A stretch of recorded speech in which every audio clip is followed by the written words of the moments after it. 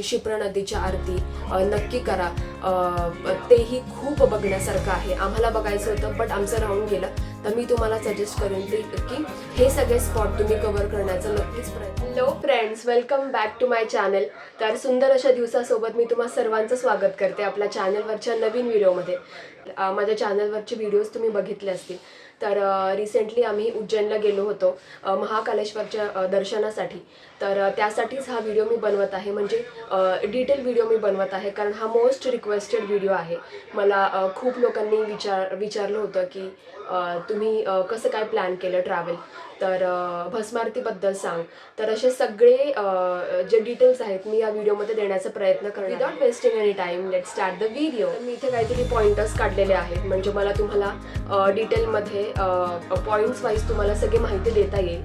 तर सगळ्यात पहिले कनेक्टिव्हिटी, म्हणजे तुम्ही ज्या पण लोकेशनवरून असाल तर त्या लोकेशनवरून तुम्ही बाय ट्रेन, बाय बस और बाय रोड आणि बाय फ्लाईट पण ट्रॅव्हल करू शकता। जर बाय फ्लाईट तुम्हाला ट्रॅव्हल करायचं असेल तर उज्जैनच्या जवळचं जे एअरपोर्ट आहे ते म्हणजे इंदोर एअरपोर्ट, आणि तिथून उज्जैन हे सिटी अराउंड 50 किलोमीटर्स वरच्या अंतरावर आहे। आम्ही गेलो होतो ट्रेनने। मुंबई सेंट्रलवरून अवंतिका एक्सप्रेस या ट्रेननी उज्जैनपर्यंत ट्रॅव्हल केलं होतं। रात्रीचं 8:55 ची ट्रेन होती ती। आम्हाला त्या ट्रेनने आम्ही उज्जैनला पोहोचलो अराउंड सकाळी 6:45 वाजता। ब्रेकफास्ट वगैरे करून आमच्या गेस्ट हाऊसला गेलो, तिथे आम्ही फ्रेश झालो आणि मग उज्जैन सिटीमध्ये जी मंदिरं आहेत तिथे व्हिजिट करायला सुरुवात केली। तर पहिल्यांदा उज्जैन सिटीबद्दल मी तुम्हाला थोडीशी माहिती सांगते। उज्जैन शहराला पूर्वी अवंतिका, उज्जैनी, कनकशृंगा ह्या अनेक नावांनी ओळखलं जायचं। हे शहर शिप्रा नदीच्या काठावर आहे, जिथे 12 वर्षातून एकदा कुंभमेळा सुद्धा भरला जातो। आणि आपल्या सगळ्यांना माहिती असेल 12 ज्योतिर्लिंगांपैकी एक महत्त्वाचं ज्योतिर्लिंग या शहरामध्येच स्थित आहे, ते म्हणजे महाकालेश्वर। आणि महाकालेश्वर शिवलिंगाची जी पूजा केली जाते, शिवलिंगाचा जे शृंगार केला जातो तो भस्मारतीमध्ये केला जातो। तर भस्मारतीबद्दलही मी तुम्हाला डिटेल माहिती देणारच आहे। तर त्यासाठी गेस्ट हाऊसवर गेल्यानंतर आम्ही असं ठरवलं की महाकालेश्वर ज्योतिर्लिंगाचं दर्शन आम्ही संध्याकाळी घेऊ, कारण की आम्हाला तिथे महाकाल लोक म्हणजेच महाकाल कॉरिडोर तिथेही फिरायचं होतं। तिथेही खूप बघण्यासारखं व्हिजिट करू शकता। ती मंदिरं आहेत म्हणजे भृतहरी गुहा। तर भृतहरी हे खूप प्राचीन उज्जैन शहरातले संस्कृत कवी होते। तर त्या गुहेमध्ये त्यांची समाधी आहे, तर तुम्ही तिथेही व्हिजिट करू शकता। गेलो कालभैरव मंदिरामध्ये। असं म्हणतात की महाकालचं दर्शन जर तुम्ही घेत आहात तर कालभैरव मंदिरामध्ये तुम्हाला जाणं गरजेचं आहे, त्याशिवाय महाकाल ज्योतिर्लिंगाचं दर्शन हे म्हणजे साध्य झालं असं म्हणत नाही। तर तिथे मदिरेचा नैवेद्य दाखवला जातो। म्हणजे अशी मान्यता आहे की कालभैरव महाराज मदिरा सेवन करतात आणि उज्जैन शहराचं रक्षण करतात, त्यामुळे त्यांना उज्जैनचे रक्षक म्हणून ओळखलं जातं। आम्ही गेलो मंगलनाथ मंदिरामध्ये। तर तुम्ही माझ्या व्हिडिओमध्ये बघितलं असेल, आम्ही मंगलदानाची पूजाही त्या मंदिरामध्ये केली।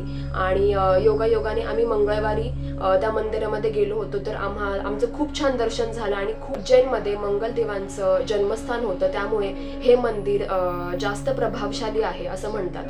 मंदिरामध्ये जाऊन आल्यानंतर आम्ही गेलो गडकालिका मंदिरामध्ये। उज्जैनला कालिदास यांची नगरी म्हणून पण ओळखलं जातं। तर गडकालिका देवीचे खूप मोठे उपासक होते कालिदास कवी, तर तिथेही तुम्ही दर्शन घेऊ शकता। मंदिरानंतर आम्ही गेलो सांदीपानी ऋषींच्या आश्रमामध्ये, जिथे श्रीकृष्ण, बलराम आणि सुदामा यांनी शिक्षण घेतलेलं आहे, त्यांची पाठशाला आहे तिथे। तर सांदीपानी ऋषी हे श्रीकृष्ण, बलराम आणि सुदामा यांचे गुरुजी होते।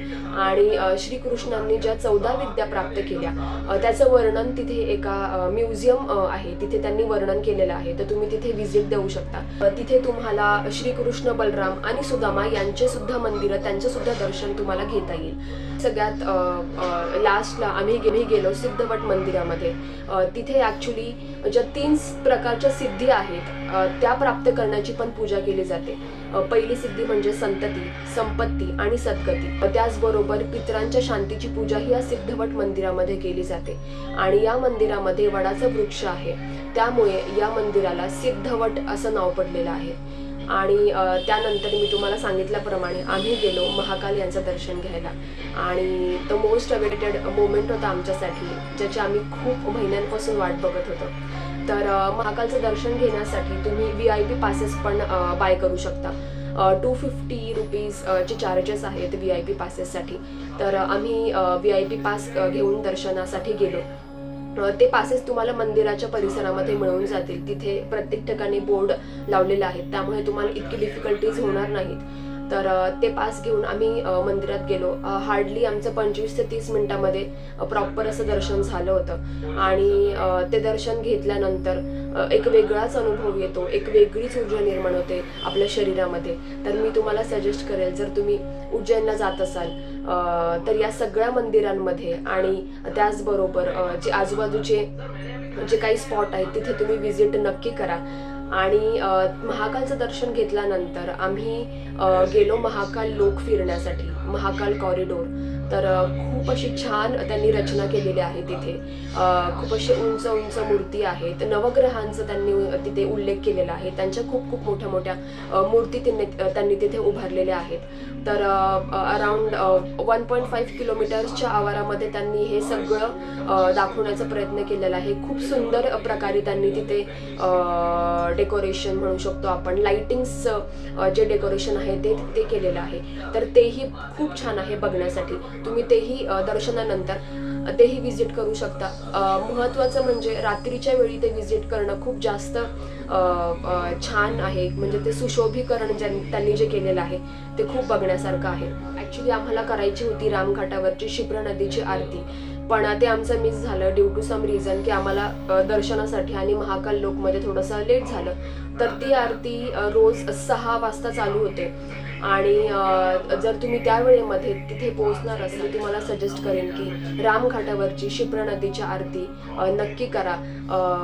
तेही खूप बघण्यासारखं आहे. आम्हाला बघायचं होतं बट आमचं राहून गेलं. तर मी तुम्हाला सजेस्ट करेन की हे सगळे स्पॉट तुम्ही कव्हर करण्याचा नक्कीच प्रयत्न करा. जर तुम्ही उज्जैनला व्हिजिट करणार असाल तर हार्डली 1 किंवा 1.5 दिवसांमध्ये हे सगळे स्पॉट तुमचे कव्हर होतील. आणि जर तुम्ही स्वतःच्या कारने किंवा स्वतःच्या व्हेकलने तिथे जाणार नसाल तर तुम्ही तिथे व्हेकल रेंट करू शकता, गाडी रेंट करू शकता. 1000 ते 1200 रुपयामध्ये ते जे लोकल तिथले गाईड आहेत ते आपल्याला सगळे स्पॉट कव्हर करून देतात, सगळ्या स्पॉटची माहिती सांगतात, सगळीकडे घेऊन जातात. तर आय विल सजेस्ट की तुम्ही या प्रकारे तुमचा ट्रॅव्हल प्लॅन करू शकता. आणि स्टे बद्दलचं जर असेल तर तुम्हाला मंदिराच्या आसपास म्हणजे 1.5 किलोमीटर असेल, 2 किलोमीटरच्या अंतरावरती भरपूर असे गेस्ट हाऊसेस तुम्हाला मिळतील. आणि जर तुम्हाला धर्मशाळा वगैरेचा ऑप्शन बघायचा असेल तर तेही ऑप्शन्स अवेलेबल आहेत. तर तुम्ही नक्कीच उज्जैनला व्हिजिट करू शकता, नक्कीच महाकालचं दर्शन घेऊ शकता. आणि शेवटचा आणि सगळ्यात महत्त्वाचा मुद्दा आहे तो म्हणजे भस्मारती. तर जर तुम्ही उज्जैनला येत असाल, जर तुम्ही महाकालेश्वरचं दर्शन घेण्याचा प्लॅन करत असाल तर मी तुम्हाला सजेस्ट करेन की भस्मारतीचं प्लॅनिंगसुद्धा करा, भस्मारतीसुद्धा करा. भस्मारती स्वतःच्या डोळ्यांनी तिथे लाईव्ह बघणं अविस्मरणीय असा क्षण होता आमच्यासाठी. तर तो सुद्धा आम्हाला करता आला. तर त्यासाठी फॉर एक्झाम्पल जर तुम्हाला 15 तारखेला भस्मारतीचं दर्शन घ्यायचं असेल, भस्मारती जर तुम्हाला तिथे अनुभवायची असेल तर तुम्ही 1 तारखेला म्हणजे एक्झॅक्ट 15 दिवस आधी ऑनलाईन बुकिंग करू शकता.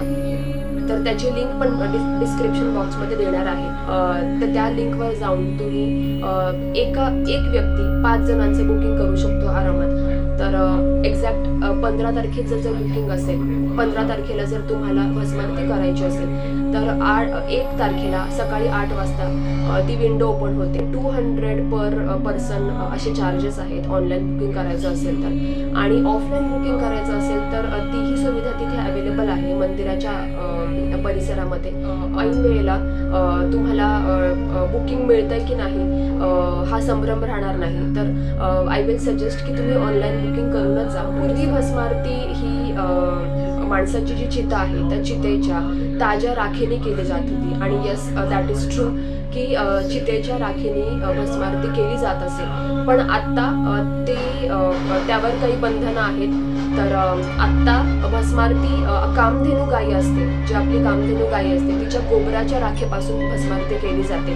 तर भस्मारती जर अनुभवताना तुम्हाला खूप वेगवेगळ्या शिवलिंगाला शृंगार केला जातो आणि तिथे श्री भगवान महादेवांची जी प्रतिमा त्या शिवलिंगावरती तयार केली जाते, ते खरंच खूप बघण्यासारखं आहे आणि एक वेगळीच ऊर्जा निर्माण होते, एक पॉझिटिव्हिटी आपल्या माइंडमध्ये तयार होते. तर नक्कीच तुम्ही हे सगळं अनुभव करा जर तुम्ही उज्जैनला जात असाल तर. आणि भस्मारतीसाठी आम्ही जे सर्च करून गेलो होतो ते पर्टिक्युलरली हा ड्रेस कोड तुम्हाला फॉलो करायचा आहे. म्हणजे स्त्रियांना साडी आहे कंपल्सरी आणि पुरुषांना धोतर आणि सदरा.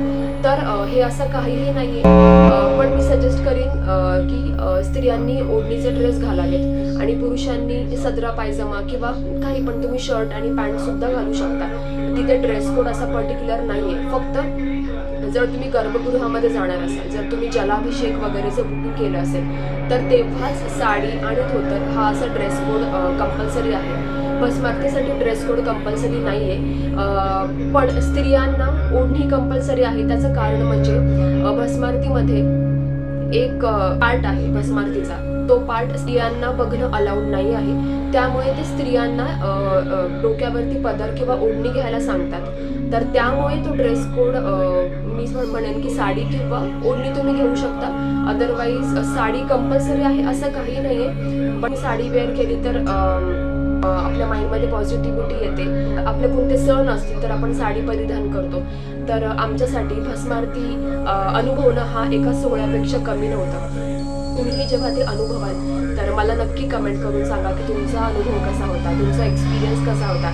आणि जर हा व्हिडिओ तुम्हाला आवडला असेल, जर व्हिडिओमध्ये तुम्हाला थोडंफार काही नॉलेज गेन झालं असेल, मी जे तुम्हाला वर्णनं सांगितली, जी स्थळं सांगितली, जर तिथे तुम्हाला जाता आलं आणि तिथे व्हिजिट करता आलं तर खरंच माझ्यासाठी खूप भाग्याची गोष्ट आहे. आणि आय होप सगळे प्रश्न क्लिअर झाले असतील. अजून काही प्रश्न असतील तर मला नक्की कमेंट करून सांगा. तर या व्हिडिओमध्ये एवढंच होतं. पुन्हा भेटूया नवीन एका व्हिडिओमध्ये. तोपर्यंत तुमची काळजी घ्या. बाय.